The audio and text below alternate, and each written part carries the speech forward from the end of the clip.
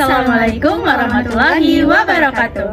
Kami dari kelompok 3 yang beranggotakan saya sendiri, Oktariza. Saya Nur Aisyah. Saya Salsabila Natasha. Hari ini kami akan menjelaskan salah satu materi yang telah kita pelajari, yaitu materi tentang hewan invertebrata, lebih tepatnya di kelas Annelida. Stay tune! Sing you a bouquet, saying it's a mistake. Drink my troubles away, one more glass of champagne, and you know I'm the first to say that I'm not.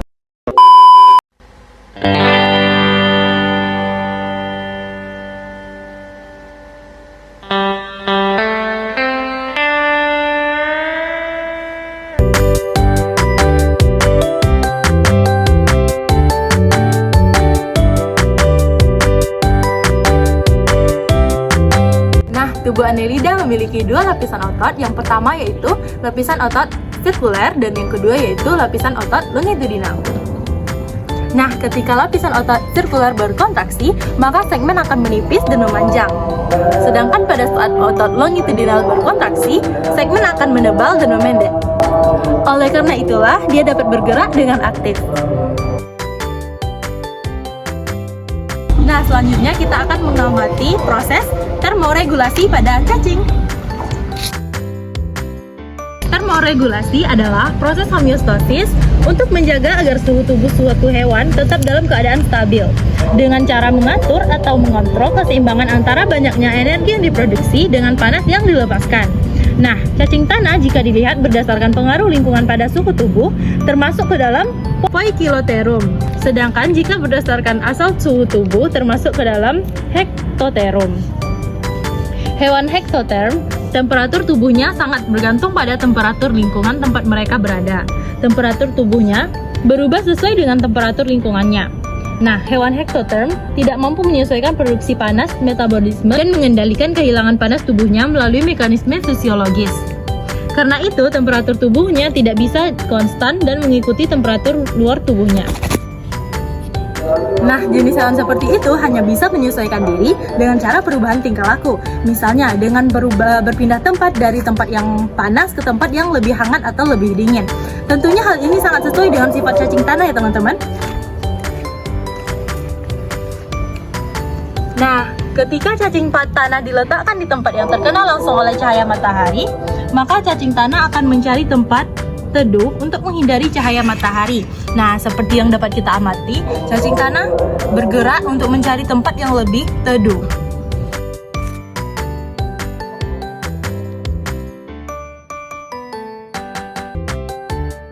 Oke, kita lanjut ke proses berikutnya, yaitu proses pembedahan cacing tanah. Nah, selanjutnya kita akan melakukan pengamatan morfologi pada cacing tanah. Nah, pada cacing tanah dewasa terdapat anterior bagian depan dan posterior pada bagian belakang cacing tanah. Terdapat mulut yang mengawali saluran pencernaan. Nah, terdapat juga penebalan segmen yang disebut klitelium. Kemudian terdapat segmen pada tubuhnya dan anus sebagai tempat pembuangan sisa metabolisme tubuh cacing.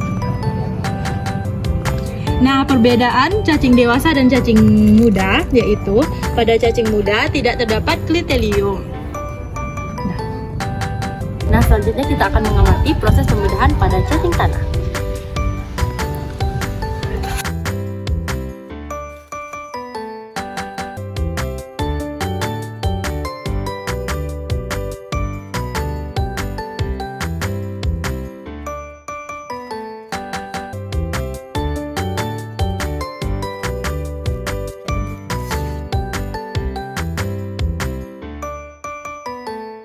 Nah, terdapat mulut cacing, kemudian otak yang berada di dekat mulut cacing.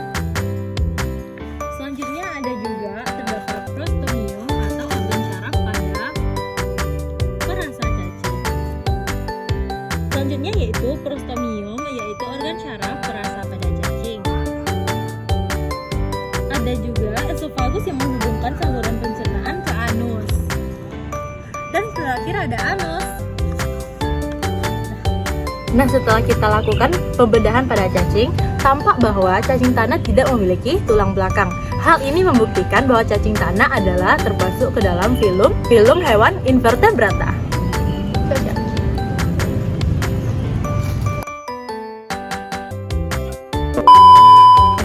Nah, itulah tadi pembuktian Bahwa cacing benar termasuk hewan invertebrata. Kelas Annelida. Sekian dari kami, semoga bisa bermanfaat untuk kita semua. Assalamualaikum warahmatullahi wabarakatuh. See you.